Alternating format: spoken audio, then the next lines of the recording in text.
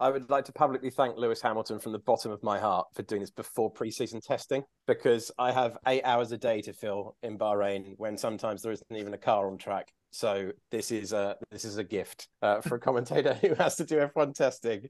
Thank you so much. Hello and welcome to an emergency edition of the Feeder Series podcast, taking over quickly and somewhat hastily arranged from Chris McCarthy's Transfer Weekly with a slower than usual week for transfers. There was huge news in the Formula One world that we thought we better cover. The gigantic, seismic, world-changing news from Ferrari that Ollie Behrman is going to get 6 FP1 sessions with Haas. Can you believe it? This is changing everything, guys. I joke. Well, I somewhat joke. This is changing a lot, but it's also huge from the Lewis Hamilton news, of course. We're going to talk about it. We're not going to talk about Lewis Hamilton, what that means for Lewis Hamilton, what it means for Ferrari. But fortunately, Chris had got a crack team of Josh Revell, Alex Jacques, and now himself as pundit. And me, Jim Kimberley, is going to try and navigate this complete change of landscape in the junior ranks for what this means for promotion to Formula One, because let's be honest, Alex, this changes everything. Lewis Hamilton has now vacated, or will vacate, his seat at Mercedes, and the consequences of which are huge. We've got Ollie Behrman, like I mentioned, with the Ferrari link. Kimi Antonelli, it's now got even more pressure on his shoulders. And who knows who goes to Mercedes? Esteban Ocon might go, which opens up somewhere Alpine. The Ruud Goldberg machine of this is massive. What's your immediate thoughts on how this affects the Feeder Series world? Immediate thoughts. That is a fun summary.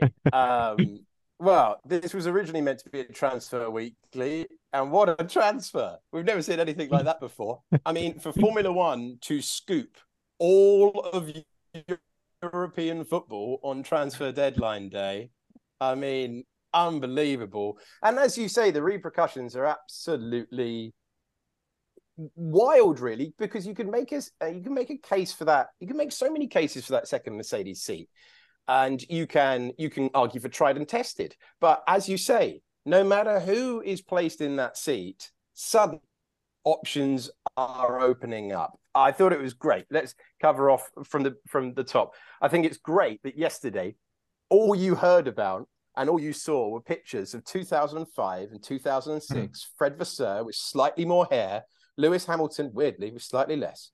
And you had a situation whereby we're looking at them in European Formula 3, we're looking at them in GP2, and we're hearing some great stories.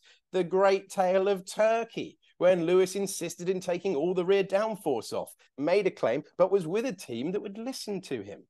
And knowing that Fred Vasseur will be with Ferrari, you cannot overstate. That was such a big moment in the foundation of Lewis Hamilton. Not because he won the European Formula 3 Championship, not because he won the GP2 Championship, although it helps. It was massive because he was with a team that listened to him at a time that McLaren, the overarching driver program, was not.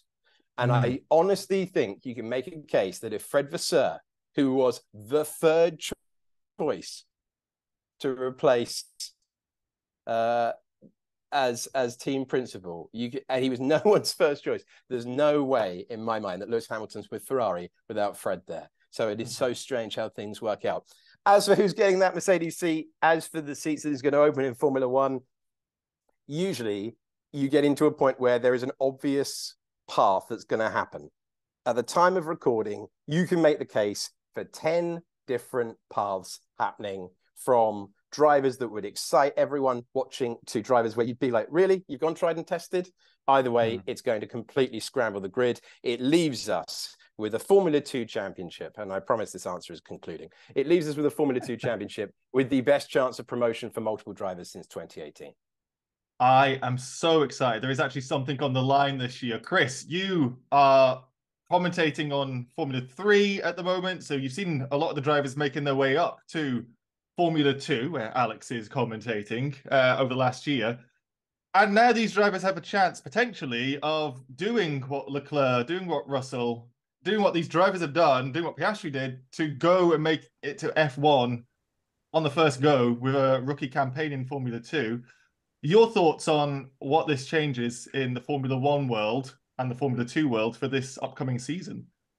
It changes a lot, as Alex said. It's not only that, but a lot of contracts are coming to an end in Formula One for drivers as well, which means that whoever goes to replace Lewis, there's going to be lots of changes coming up, lots of seats opening up. So this is going to be a huge season for Formula Two, and what a time for us to bring a brand new car in to essentially stabilize the grid and throw experience for teams and drivers out the window almost, and put it to one side and give a level playing field and give a driver coming up from Frecker almost an even chance to go and fight for the Two title. drivers coming up. Yeah, two drivers, Joshua Dirksen as well, of course, who's flying the flag for his country for the first time as well.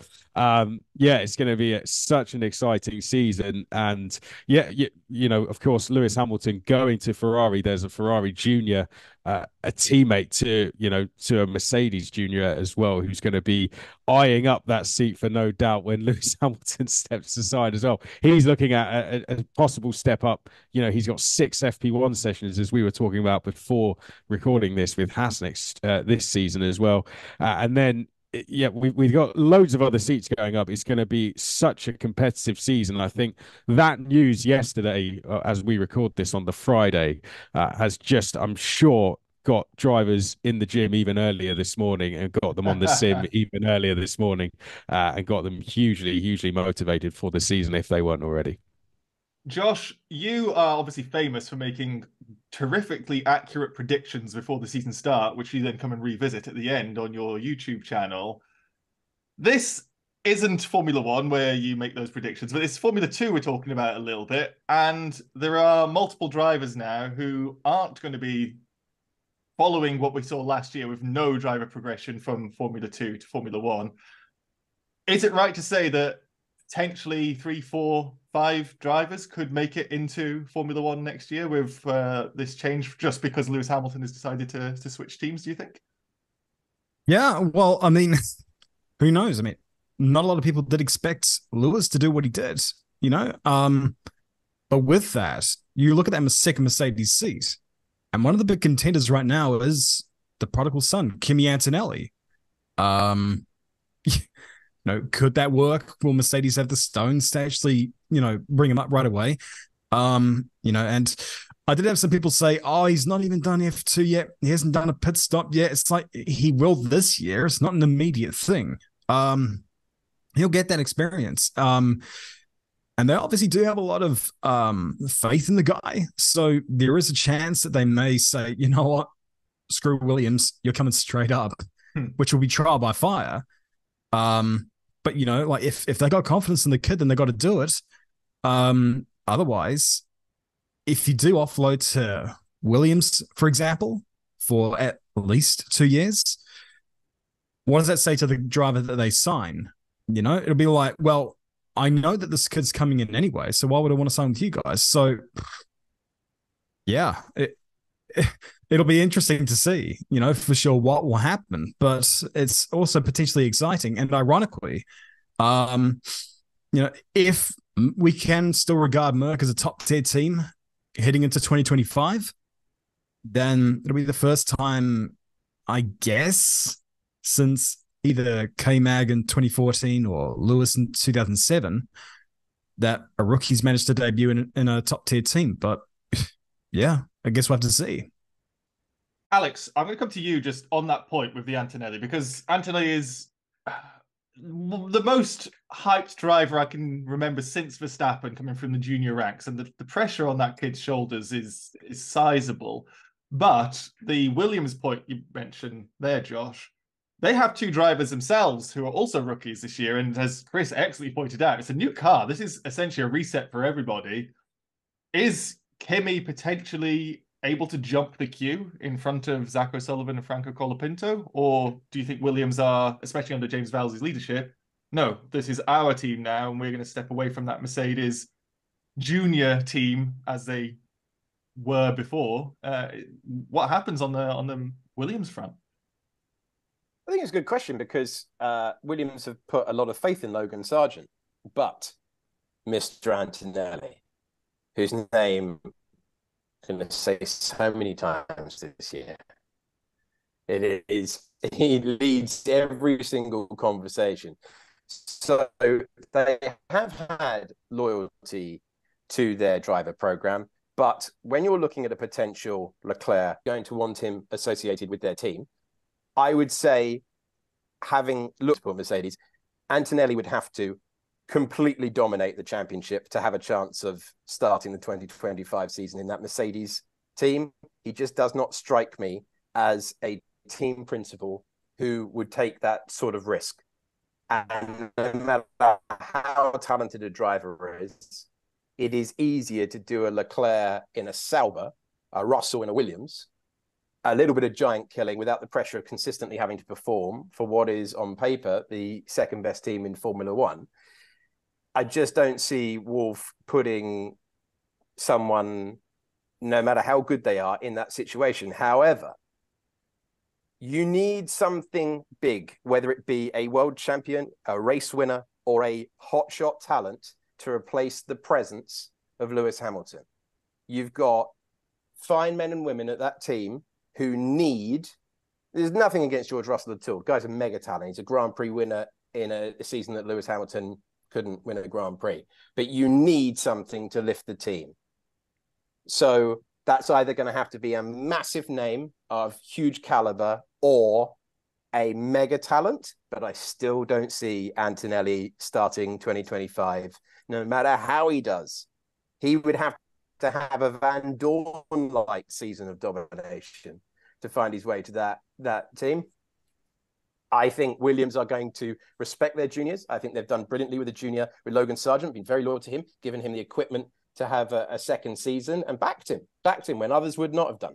But I think it's going to be far more likely that Williams go, yeah, you're the next Leclerc, Verstappen, Russell, Norris. They'll take him ahead of their juniors, I believe, if he lives up to the hype, which, by the way, is now approaching Mick Schumacher levels in terms of before an F2 debut. And I never thought I'd see that matched at all. You know, Mick Schumacher, who started Bahrain, his debut round with more press outside his garage in Formula 2 than anyone outside of the top five had for their Formula 1 briefings that weekend. That is where Antonelli is heading to in terms of this interest. And doesn't it set it up wonderfully? Chris, you've commentated on Antonelli, obviously, for the last year. Yeah. And one, he's a lovely kid. Been on the podcast. People should obviously watch the rest of the podcast, of course. But he is lightning quick. And the reputation is, it's correct because he steps into a car, he wins the championship with the first attempt. He had it last year in the Winter Series. Yeah. He did it in FRECA, he did it in Formula 4. But the step up, FRECA to Formula 2, the new car does help. And I don't want to make this an Antonelli podcast because I know that's what everyone's talking about. And there are a bunch of other drivers who also can make the step up. And let's face it, Antonelli has not won the championship against a stacked F2 grid this year. But I think you can be a bit of an authoritative voice on Kimi Antonelli because of your close ties with commentating him for the last year. How good is this kid? I mean, he's got to be one of the best talents coming into Formula 2 or arguably going into Formula 1 since Lewis Hamilton. He is currently unbeaten in the junior formulas. He's never lost a championship that he's done fully. He won Italian ADAC F4, the F4 FIA Motorsport Games Cup, both Formula Regional Championships. I don't know another driver that's done every single seated championship they've ever done and not lost it. How many championships did Max Verstappen win before he reached F1? You know, it's like, he can win any. There's the point, which is. So yeah, I mean, he won two European FIA karting championships as well, back to back, which is where he got his Mercedes backing, which I think Ferrari will be a little bit disappointed about that they didn't notice him a bit sooner. And they weren't backing a lot of karting drivers at that time either. Ferrari were the ones backing a lot of the karting drivers. So yeah, I don't think I've ever seen a kid that's been so successful. You know, the junior formula is where it's so hard to win because you're all in the same car. And don't get me wrong, he's been with Prema. You know, they are known Kramer and ART are the two top teams throughout the junior ranks. ART have had a bit of a difficult time, in F3 and Frecker, but Kramer, the top team, yes, but he's got teammates in the same car next to him, and he's always gone and beat them, and comfortably as well, like Ollie Behrman did when he was with them. So, he's absolutely fantastic driver. So, yeah, there's a reason why people are already linking him to an F1 seat, and that's because he's never been beaten before. I think there is a good reason for it, and I think there is a very good chance that he can get up to speed very quickly in a Formula 2 car. He was very quick in testing as well. He got straight in and was in the top 10, I think, overall. So was just a few tenths off Ollie Behrman. So I'm very excited to see how he does, actually. And he had a lot of Mercedes guys with him, particularly towards the end of the season. Puts a lot of hard working, and runs his own kart team now as well. So he gives a lot back to the junior drivers as well. So very, very, very, very nice kid, and I'm very excited to see how he does. He is a very quick talent, but he's not unprecedented in the F4, winning 2 campaigns in the same season, because teammate Ollie Behrman, who I know, Josh, you were a huge fan of. I remember you, I think the quote was, "Kid's got no chill," after his F3 campaign with some of the drives that he had. He was a whisker away from becoming an F3 champ, and who knows what could have happened in that finale had the red flag not happened. Behrman is also, well, he's close to F1, arguably, at the moment. He's got 6 FP1 sessions. Antonelli currently has a bugger all. So he is close to F1 than Antonelli is. Is the championship fight likely to be these two, or are these two the drivers which are in the hot seat to reach F1, as far as you see it? Wait, who's in this championship? Nah, you would have to think it is, because think about it. Like, the Bear obviously comes in with those 2 F4 championships, almost 1 F3, toward the latter half of F2, at least the latter half of F2. He looked wicked fast, and there were a lot of instances last year. In fact, hang on, didn't he have the most wins of all the drivers, or is that just a fever dream? Well, if only we've got Alex Jacques to tell us this, but I do recall certainly a very, very strong weekend at Baku for Mr. Ben. Baku, yeah. So he had 4 wins, didn't he? He had 4 wins. Vesti ended up with more. All right. But he won more races than the eventual champion. So, and also, if you consider that Lando Norris only won 1 race in his entire time in F2, winning 4 in your rookie season is pretty immense. Yeah, the whole thing is that we know how quick he is straight out of the box, and the second year you would think he would have to be even faster on top of what we already know he can do. So you've got that. Then you've got the prodigal son, and I know that it's a big, it is the biggest ask you can possibly get to throw him into the deep end like that. But I guess it's just down to whether or not Mercedes really believe in their driver. But with the Bear, at least he's got to be in conversation for the championship. Never mind the top 4. This guy, if Prema are on form like they were this year, then if he's not in contention for the championship heading into Yas Marina, then I would be dumbfounded. It's stacked grid is what I think, when you look through it. And Alex, at the moment, actually I was going to ask a question to you, but I was going to ask it to Chris afterwards. But for you, Alex, is the only way to F1 right now with a driver program, with an F1 driver program, and therefore we got only 10 of the drivers in the championship capable of making a step up? Or do we see something like Drogovic, who still, by the way, hasn't got a seat, and we're not even considering, or I'm not considering as an option for F1 at the moment. Can you have a driver who just does excel this year, and then they become the potential to make a step up as well? Yeah, you absolutely can. You absolutely can race yourself into contention, as we saw with Alex Albon in 2018, dropped by Red Bull.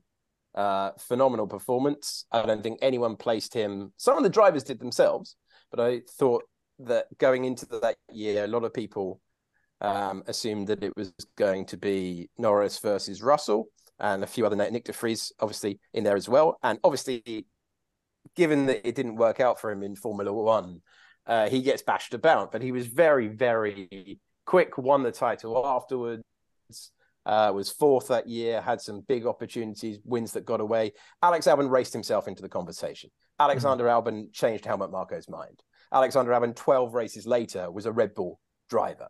So whilst obviously it's heavily weighted towards those in a junior program, in a stacked championship where everyone is already going to be paying attention because Antonelli, there's a viable path to a Mercedes drive, you've got a huge starting point for more eyes being on the championship, just casually. Just, oh, what time's the F2 race on? I'm talking about in-team hospitality. The interest is going to be held in there in a way that, and this is, in a way that sometimes it isn't always the case. Speaking to people down in the paddock, obviously, we all know that you should watch every minute of Formula 3 and Formula 2. As I do, by the way. Yeah. Yes, good. I'm glad. And only for the commentators, not the driving. Who cares about that? But yeah, you can race yourself into a year like this. You really can. If like a strong third place can change your entire career in the championship. Just Chris, talk about the red. You've done so much prep, Chris, and I do apologise that we end up not talking about any transfers because it's such a quiet team. But the junior programs we've got, so Red Bull junior team, Isaac Hadjar, Pepe Martin, Mercedes, Andrea Kimpentelli, Ferrari, Oli Berman, Alpine Academy, Victor Martin, Push Maini, McLaren, Gabriel Bortoleto, the F3 champion who we've not brought up, Sauber Academy. The other news of the week, which is a bit of a transfer, Zane Maloney all of a sudden is joining Teo Pourchaire, and then Williams Driver Academy, Zach O'Sullivan, Franco Colapinto. Chris, there's a potential champ. Well, there is a champion between those drivers, I imagine. Are these the drivers that we're thinking are going to be in F1 or potentially looking at F1 seat next year? We're going back in time with Zach O'Sullivan, aren't we? With Lewis Hamilton news, we're almost going back in time. Zach, racing for ART. That's what we saw with George Russell. That's what we saw with Lewis Hamilton as well. They both were successful with ART as British drivers. And George Russell, we know where he went as well. Zach O'Sullivan's going to be looking to do the same. There's going to be a race for a possible Williams seat between him and Franco Colapinto, and we know how loyal they've been to particularly Zach O'Sullivan. He jumped in that car, so that's an interesting one. Zane, leaving Red Bull, almost going to Sauber, is very interesting as well. And Rodin Motorsport, newly branded team as well, going into his second season. I'm interested to see how they do. And Victor Martins as well. With Jack Doohan's almost sitting on the sidelines now, isn't he? I forgot about Jack.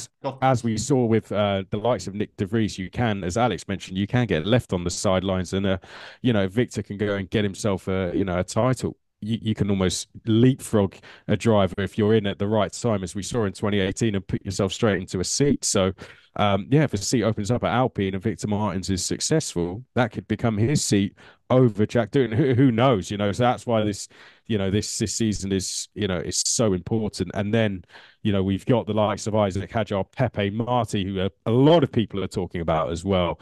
The young Spaniard, an all Red Bull Campos team. They struggled last year, but I think that's a very exciting young driver lineup who they're going to put a lot of backing into.